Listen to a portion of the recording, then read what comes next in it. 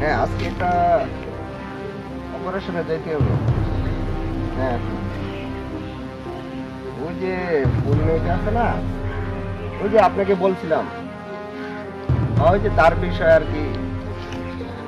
হ্যাঁ, ওই আসামিকে ধরা লাগবে। হ্যাঁ, আচ্ছা তাহলে সময় মতো আইসা পড়েন।